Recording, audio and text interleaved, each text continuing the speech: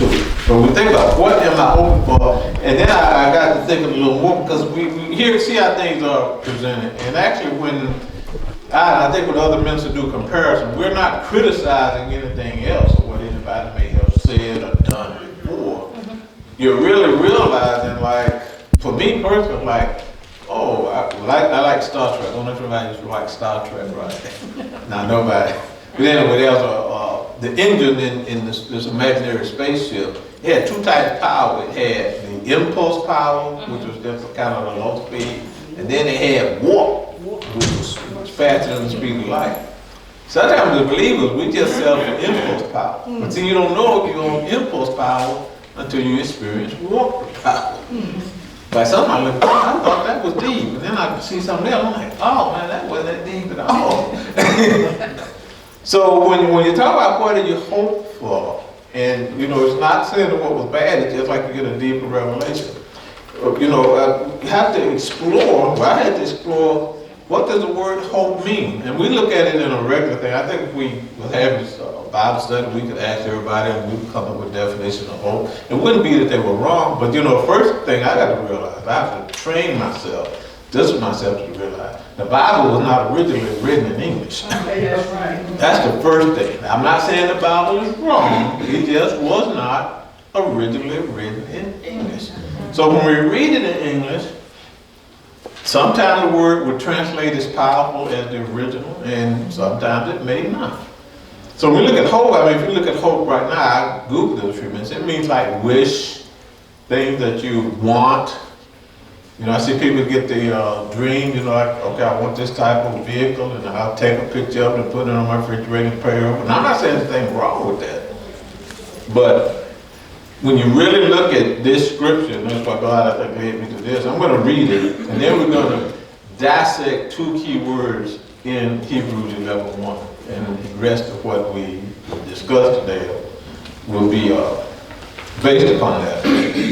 Hebrews 11:1 reads, says, now faith is the substance of things hoped for, the evidence of things not seen.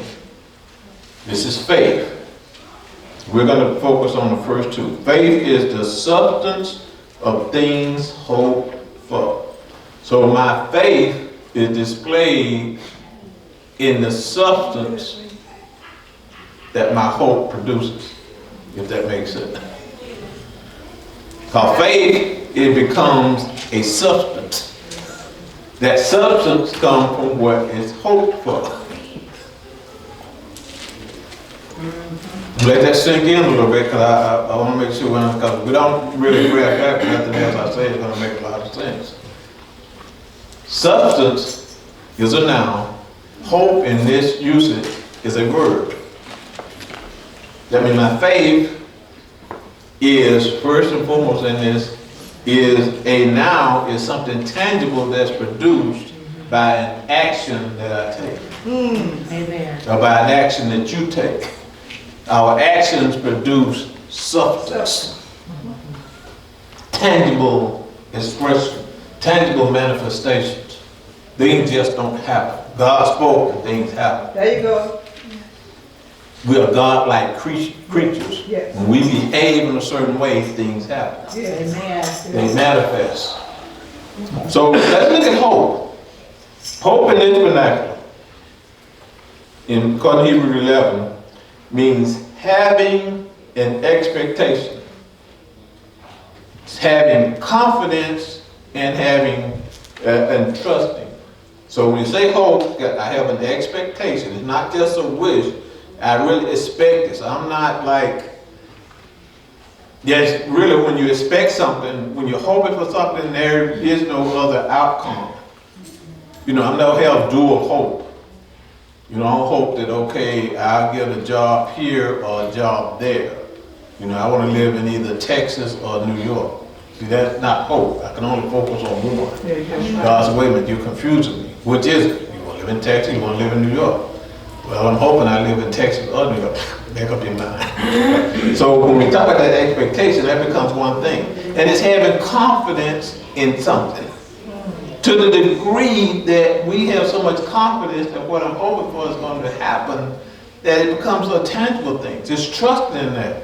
Which means if you're hoping for something, then there is a corresponding action that corresponds with what you're hoping for. See, I can't hope to become an engineer and not go to school and get training in engineering. Say, I want to be a computer engineer, but I'm gonna just hope. God said, okay, you hope, but I'm sorry, you got to go and matriculate in some school that will train you to be an engineer. You know, just saying it is not good enough. You got to have some action to correspond. If not, if I don't go and take the action that will produce me being an engineer, I'm not hoping to be an engineer. I'm just, I guess I'm wishing that I'll wake up one day an engineer. That just doesn't happen that I'm aware of. So you understand, just thinking that we're going to do something in and of itself does not produce it. There has to be corresponding action that shows I have the confidence and I'm trusted in this procedure. I'm trusted in whatever is said that right now I'm going to take this action is going to produce that. Because now this is where I really got kind of because I'm only going to concentrate on the first half of this. Now this is what really started to blow my mind a little bit. Because now, hope is that having that expectation, having that confidence and trusting, it produces substance. Now here substance starts off with, and this totally just messed me up. Substance in this usage here, the root word, means a foundation. Whoa. It means support. Now I got to read deeper. This one I really just went off the edge. This is what this substance, when we go back to Hebrews 11, this is what the faith is talking about. It has its foundation, its support, and then the definition says it reveals the essence.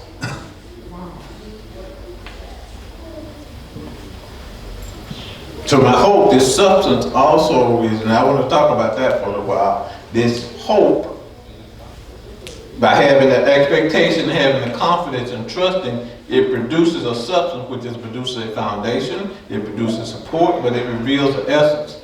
And essence is who an individual really is. Oh. Or ultimate nature is an individual's real or ultimate nature as opposed to its existence. See, there was a time when black people were slaves in America. We weren't slaves. We were just in a condition of slavery. Okay. That's right. See, that's a big difference in being in slavery and being a slave.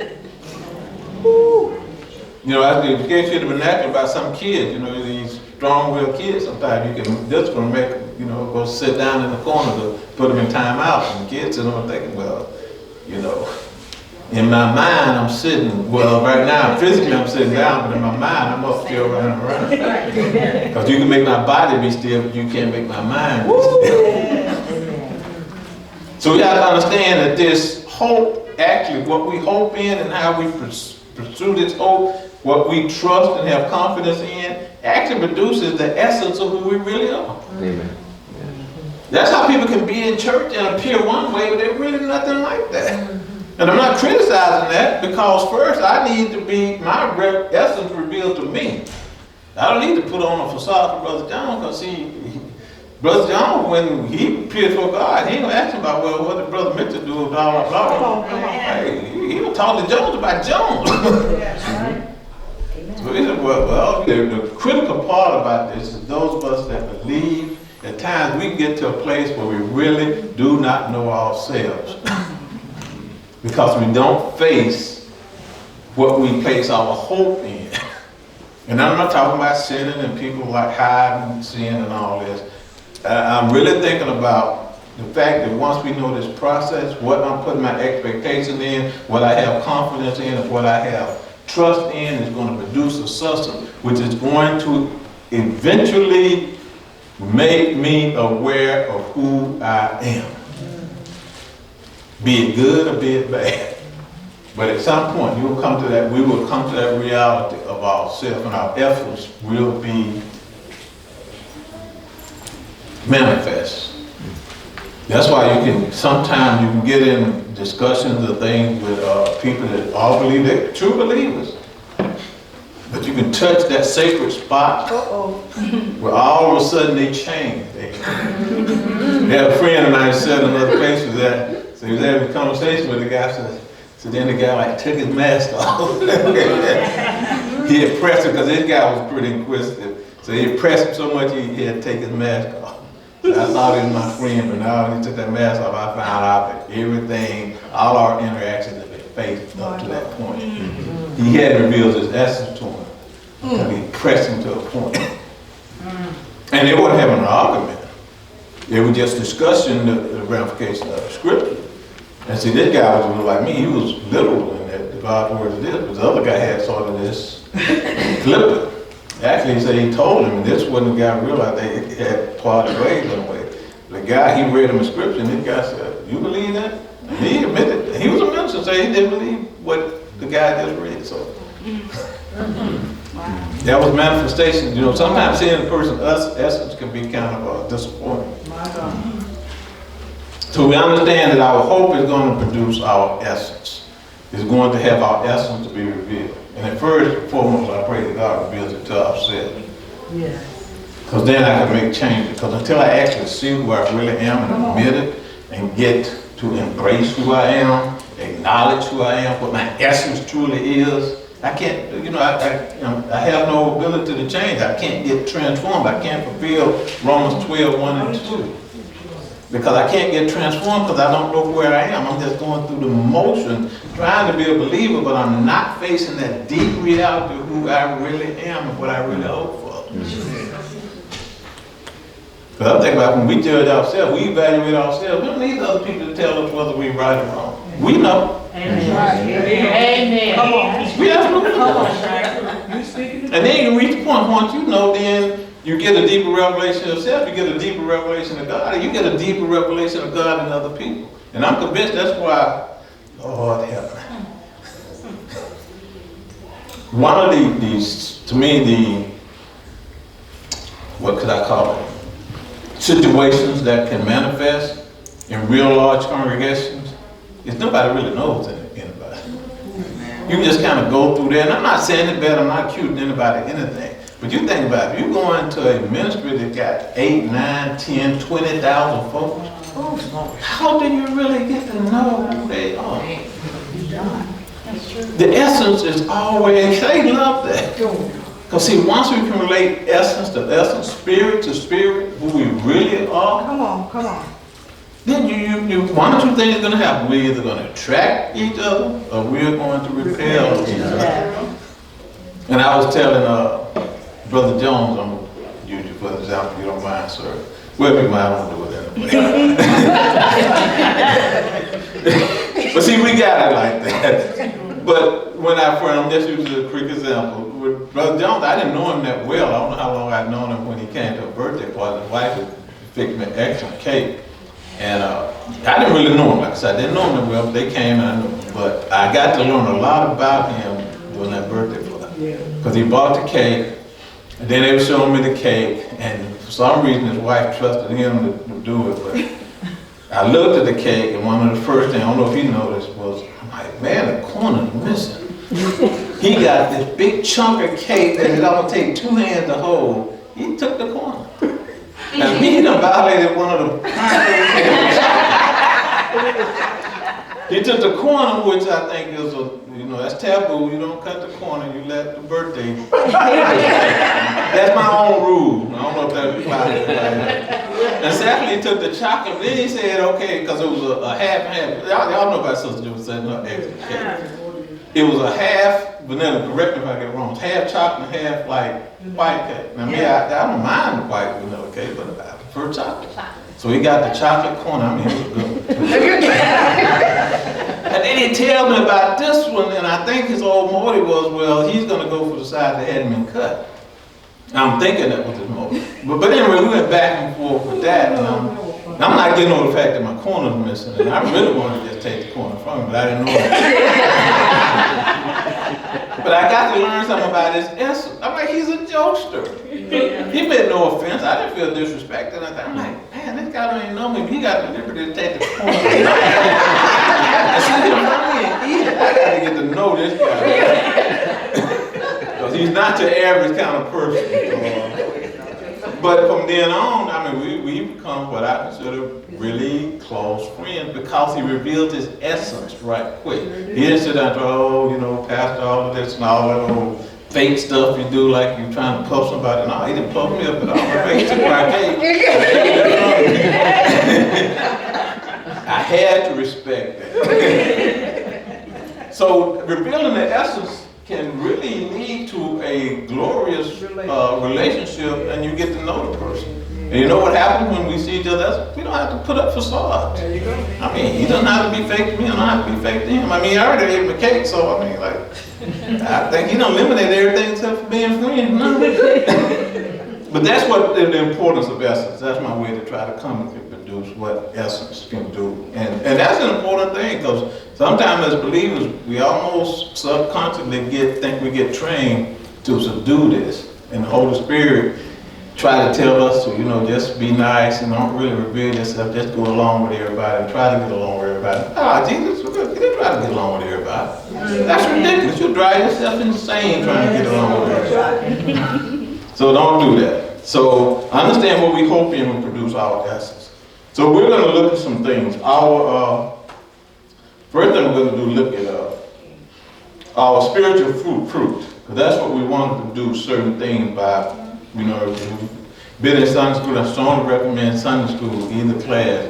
But we were talking about the true church, and really the true church is measured by, Stanley's not here right now, it's about a revelation of the fruit in the believers. But we're going to look at the revelation of the fruit. But I got to thinking about what we do as believers. We reap where we sow and we reap. Now let's turn to Job.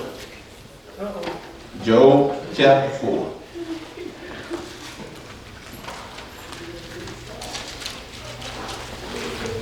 We'll see if we get there, say amen, but somehow or Job will be like camouflage, no problem. Job chapter 4. And now we're going to get to the principles of how we express our hope through our actions. Job 4:8.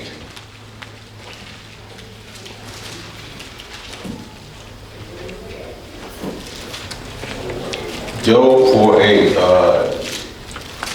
If you dare say amen, Amen. I just want to make sure we're off track. Job 4:8 reads, even as I have seen, those that plow iniquity and sow trouble reap the same. Yep, I believe it. Those who plow iniquity, that means right now making the way for iniquity by breaking up the ground. I'm making it easy, and I sowed. It's like planting that seed of trouble. I'm going to reap just what I sow. Yeah. And really, you know, to go back and pick on Elder Jones, Pastor Jones for a while. Matter of fact, when he came to the birthday party, it actually ended up being a good event. I didn't realize this would be a foundation for a sermon. What he did was he sowed some comedy and well-being by, you know, just really breaking the ice and really showing himself. Yep, I'm a joke, I'm going to take that cake. See, it wasn't really about the cake, it was about the freedom. Right. Yes. He is bold, you know, he didn't try to be deceptive or anything. No, this is what I am. I'm taking this corner cake and I'm going to eat it. You just don't have to deal with it. And I'm going to try to trick you into eating the other half of the cake that he didn't want. But at any rate, that, you know, that's another, hope we understand that analogy that he sowed into something that was right and fruitful. And that is born the fruit of a friendship, an honest friendship. So, and that makes us aware that we have to be aware of what we're putting in, what our hope, because we sow through what we hope in. We always want to produce a results, which means we want to produce something to reap a fruit. We have to be careful to start with what we want to produce, and then we have to sow toward that. See, I can't sow discord and think I'm going to have harmony. Amen. You can't, because you got, you know, you're a pastor, you're teaching, browbeat the people, expect them to love you and have obedience and have all peace. Yes. No, you got a dysfunctional church. Amen. You may have people giving because they reluctantly accept you as a man or woman of God. But really, if you ask them truly about your nature, they're like trying to have a conversation. They're not really trying to get to know you. You don't ever want to put in a position where they're only revering you because of the title that you have, All which right. they create an illusion this is a God when you're really not acting God. Like, but I leave that one alone. So let's turn to Galatians chapter 5 and go positive here and see what we want to look like to each other and to the rest of the world. Where did I go? Galatians.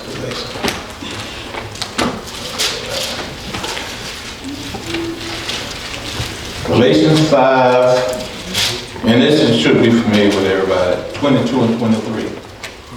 We're talking about fruit. We want to look at fruit. Am I hoping in the right thing, which means is my essence producing what God desires me to produce? Is my hope and my foundation in God through the Holy Spirit relying on Him to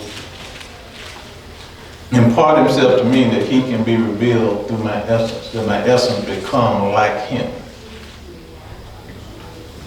Remember, Paul told the believers to follow Him as He followed Christ.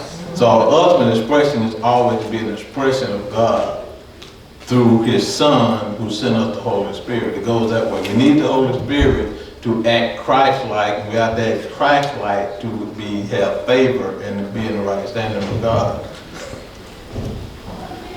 So we're looking right now at the fruit of the Spirit, and this is all one fruit. It says, 22 says, but the fruit of the Spirit is love, joy, peace, long-suffering, kindness, goodness, faithfulness, gentleness, self-control. Against such there is no law. Some people want to argue the Old Testament says no law. See, these things override the law. They fulfill the law. So if I'm driving around Clipdale and doing 45, the police have no reason, no probable cause to pull me over. So if I'm being the speed limit, and I'm not going to get into natural here. But we understand we produce the fruit of the Spirit. The law, which is the penalty for sin, that's missing the mark of not being what God would have us to be, not behaving the way He would have us behave. The law is neutralized because I have fulfilled it by not going contrary to what God tells me to be. I'm allowing God to be God through me. You allow God to be God through you. Now the law does not apply in these circumstances. It only applies when I go against God. Now the law applies. So not that God's standing back trying to wham me. God's like, okay, this is where you're safe. This is where you're not safe. You choose where you want to be and how you want to relate to me. So that's the fruit that we want to produce. Now, our foundation, and the foundation in ourselves, and the foundation in the natural. I've got to think about this. A building, you look at buildings, sometimes they have to be eventually torn down, they get old. But you know that you ever watch the demolition? Once all the facades, the walls, and all the roof and everything go, that foundation is exposed. Yeah. Oh, yeah. Not necessarily a bad thing, but you can see what the foundation is when everything else is gone. That foundation will be there, and depending on what they're going to do, they may smash it up. So our foundation is exposed when all the facades are removed. My Lord. But God will put us in a situation where we cannot fake the funk anymore. God, now I'm stripping away all this religious nonsense that you're accustomed to, and I'm going to let you going to see yourself the way you really are. And you're going to have to decide. Let's look at Genesis chapter 12. Probably familiar with people. This is one scripture, so I'm surprised I remember this. Genesis 12, we're going to look at 1 through 5. See, God is always trying to reveal our foundation to us. He's always looking to see what our foundation is. He wants to know. Because it starts with the foundation. If God doesn't see the foundation in Him, it makes no sense to try to build. Oh, He wants them out here now. So we got a lot of ministries, a lot of people that's in ministry, if their foundation is not on God through Christ and allowing the Holy Spirit to dictate and run, guess what? Everything you can build with you can build, you know, a 100-story building. You can have the largest church on the face of the earth. But God's looking at, I'm sorry, it might look beautiful up here, but your foundation is not, it's off. So if everything you build on the wrong foundation, there's no fruit in it. It might look good to the world, but it doesn't look good to God. All right. So let's look at God. He's going to test the foundation here with the foundation of belief.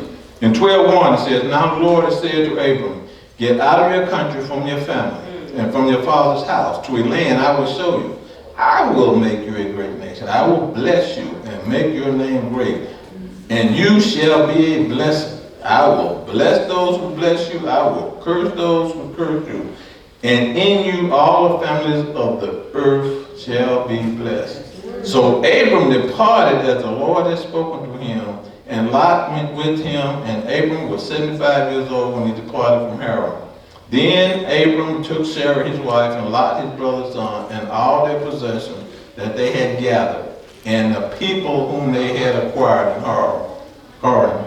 And they departed to go to the land of Canaan, so they came to the land of Canaan.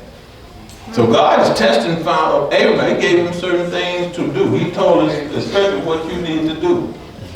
And see, when we hear that, right, what God is making us aware, we look to see what our foundation is. So our foundation is Him. We do it. Okay, God spoke this. Let's pack up. Come on. Let's pack up the minivan or the SUV. We're rolling out. All right. No ifs and buts. No, I don't need to pray about it. We need to fast for like 100 years. See, when your foundation is right, once it's time to execute, you got the decision because your hope is already in what God is doing. So right now you got a chance to make an expression of this hope because your foundation is solid. So when something activates that foundation, it's I wouldn't say automatic, but it causes you to respond in a positive way. See, our response is based on what we're hoping for, whether we want to admit it or not. That's why sometimes you come to people and it seems like you don't get along. There's a lot of conflict. Well, it's a conflict in hope. You know, if I'm the boss, I'm like kind of hoping my foundation that you're going to be able to work at time, on time. Wow. When you're not here on time, we got some problems, especially when we get to be consistent. Because knowing me, I couldn't be in the private the past day because I'm thinking, well, you don't want to be in time here, I tell you what, you don't have to worry about being on time anymore. Ever again, in any place I have authority over. I mean, it may sound like, but see, we can't. Sometimes we try to like be in a relationship with folks and we got different foundations. Go! Wow. Well, our foundation is this, your foundation. I mean, it's happening in church. You're going back and forth with these different foundations. I mean, what kind of beauty is this? Why is it you supposed to be serving God, but yet everything out of your mouth is either Sean Hannity or Rush Limbaugh or something mad that you don't saw on Fox News? I went there. And they can go the other way too. Now, I'm not just speaking on conservatives. Right. You can go the other way, like, man, you're so liberal, like, okay, yeah, I believe people should self-identify. I'm like, what? What did you get bit by the stupid bug? What's happened to you? How did you think you and God? And you talking about a person can decide what their sex is and believe it and honestly believe in that. And ascribe to it and get mad at me because I don't. So you see that pendulum saying both got covered both sides. See, it goes both ways. We can't think because it's maybe conservative is bad, but both can be bad. See, that's showing like messed up foundations. Foundation is not the same. So guess what? You know, everything except for the foundation of God doesn't support reality. So the essence becomes distorted. So we have to be careful of that.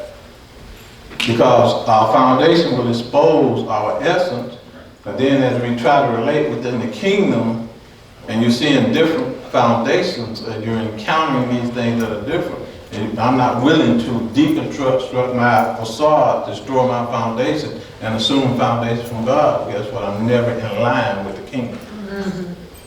It's like everybody in the kingdom is riding around, you know, they build their foundation, they living in mansions. And I'm over here living on a double wide with wheels, because I ain't took the wheels off, so my foundation can be something change that gives me flexibility to change with the time and be progressive, be seeker friendly. You know, we can just change the foundation of the church to get more folk. There's not getting enough people. Let's move the foundation over here. Well, we got a few more. Let's move it a little further away. Oh, well, that brought in a lot more people. Oh, people leave. Okay, let's go right this way. That's where these people are. Which one is more people? See, that's what today you're trying to move the foundation of what you're acting upon to where it's going to be the greatest benefit to you. And Jesus never did that. So we're not to do that. And we're not to be mean to other people or malicious to other people or condemn other people, but our foundation is to be solid. We can't ride around as believers with these, our foundation of our vehicle, our Christian existence on wheels where we mobile and subject to change depending on the time or situation. See, that's a lot of Christians won't put down their foundation like a rock. And no matter what comes, I'm not changing the foundation. That's right. I'll be like the folks at the Alamo. You just gonna have to kill me right here, because I'm not giving this to you. You're gonna have to take it. But you're gonna have to suffer to take it, because I am not going to give it to you easily. I will not be changed. I will not just go against God to get along with you. I couldn't care less about getting along with you. Amen. I mean, we don't put you on earth to get along with folks that disagree with That's the God. word. Matter of fact, they are our enemy. That's the word. I'm finna go. I almost went deep out the comment. I'm coming back on that. But we have to understand that, because I'm switching over to the Bible study. But see, if we have a foundation, we can understand what is opposite of when we know that we're rooted in God. Anything comes different from that, we have to, nobody say, oh, that wasn't God. We know that wasn't God. Matter of fact, the more you get in tune with God, the further off you can see. Wait a minute, your foundation is on wheels. They're moving. Can't hook up with you, because I don't know, one day you here, I go to lean on you, I need you, and you don't move. Wait a minute, you was in church, you were like in here all celebrating. So you mean right after church we go to the same restaurant and you can't even, you know, act like I don't exist? Wait a minute, you were hugging me a few minutes ago. I'm having a flashback. I had one of them other flashbacks I was saying. That happened way too often. Can't deal with them mobile foundations. So we want our solid foundation. All right, let's look at Daniel. Oh man. Okay, yeah. I'm not gonna worry. Look at Daniel chapter 3. I'm gonna speed up a little bit.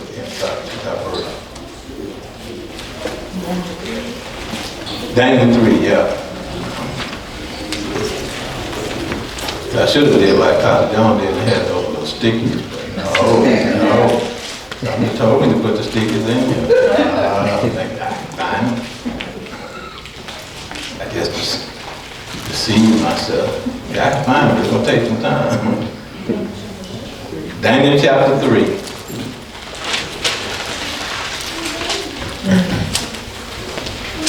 We're going to start with verse 8. And this helps show us where our foundation is. Daniel 3:8. Hopefully you're there. If not, listen up as you try to get there. Daniel 3:8 reads, therefore in the time of certain Chaldeans it came, therefore at that time certain Chaldeans came forward and accused the Jews. They spoke and said to King Nebuchadnezzar, O king, live forever. You, O king, have made a decree that everyone who hears the sound of the horn, flute, harp, lyre, and psaltery, in symphony with all kinds of music shall fall down and worship the gold image. And whoever does not fall down and worship shall be cast into the midst of the burning fiery furnace. There are certain Jews, here go the buddies, throwing them under the bus. There are certain Jews whom you have set over the affairs of the province of Babylon, Shadrach, Meshach, and Abednego. See, they didn't just say certain Jews, they named them, they ratted them out. Yeah, them three. So these men, O king, have not paid due regard to you. They do not serve their gods or worship the gold image which you have set up. Then Nebuchadnezzar was in a rage. He was weak. He freaked out. And a fury. And he gave a command to bring Shadrach, Meshach, and Abednego. So they brought these men before the king. Nebuchadnezzar spoke, saying to them, is it true, Shadrach, Meshach, and Abednego, that you do not serve my God or worship the gold image which I set up? Now if you're ready at the time you hear the sounds of the horn, flute, harp, and lyre, and psaltery, in symphony with all kinds of music, you shall fall down and worship the image which I have made. Good. But if you do not worship, you shall be cast immediately into the midst of the burning fiery furnace. Who is the God who will deliver you from my hand? You right there, I'm going to stop right there for a minute. See what Satan do? So you don't believe, you don't want to be on my side? And this is what I'm going to try to punish you This is what I'm gonna do to you, and who can save you from what I'm gonna do? Anybody try to threaten anybody, see, Shadrach used a satanic technique, trying to instill fear to get people to submit. He's really, their foundation is being seriously tested. But see, he made a mistake. He asked him, who is your God who will deliver you from my hand? Now we're going to see his answer. Shadrach, Meshach, and Abednego answered and said to the king, O Nebuchadnezzar, we have no need to answer you in this matter. We don't need to address your nonsense, king. You're talking out the side of your neck. That's the only young people still say that. They said, we don't need to answer you in this matter. Because why? Because their mind made up. Their hope is already, their foundation is already in God. To the point that I don't know, fire furnace, that's all you got? One fire furnace? Okay, we're 2 or 3 more. But anyway, I'm sorry. I digress. See, if that is the call, if that is the case, our God, whom we say, who we serve, is able to deliver us from the burning fiery furnace. And he will deliver us from your hands, O king. But if not, let it be known to you, O king, that we do not serve your gods, nor will we worship the gold image which you have set up. Amen. My confidence is in God, and we know He can deliver me. But guess what? Even if He don't, we still not bound to Him. You need to make that clear. I have my foundation. My foundation is not on wheels. My foundation is like I'm not on wheels, not going anywhere. So that's what my foundation is. Won't be a big time. Take 5 more minutes. I'm gonna skip one. So we really have to see that foundation. But see, there's a situation that's going to occur when we get that essence, that revelation of our essence. This will be the ultimate expression. Turn to Matthew chapter 26. I can find that pretty easy. Matthew 26.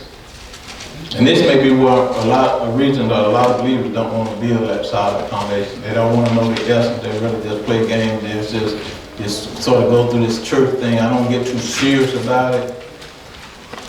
But this way it gives me some latitude. I might get my little mobile deal, my little mobile foundation. I might take the wheels off, but I'm going to leave those, you know. I want to leave the wheels exposed so I get these lug wrenches, put them tires on there and move if I want to. I'm going to just go so far in church. But I'm not going to take everything off and sink everything into this God. I'm going to always have an exit strategy. That means your essence is unstable. We got to reach that stable point. There is no exit strategy. No. Matthew 26, 38.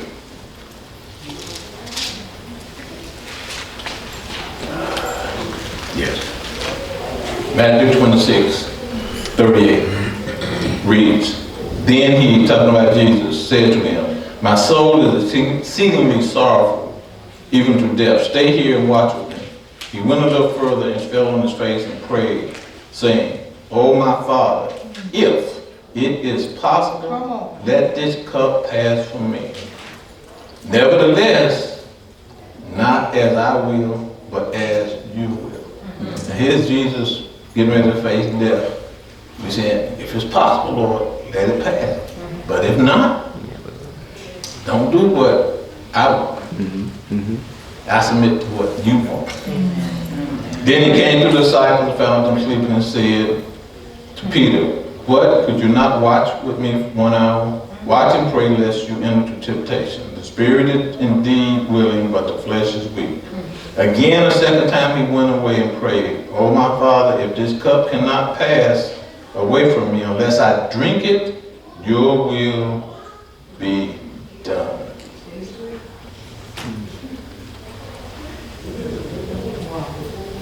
Your will be done.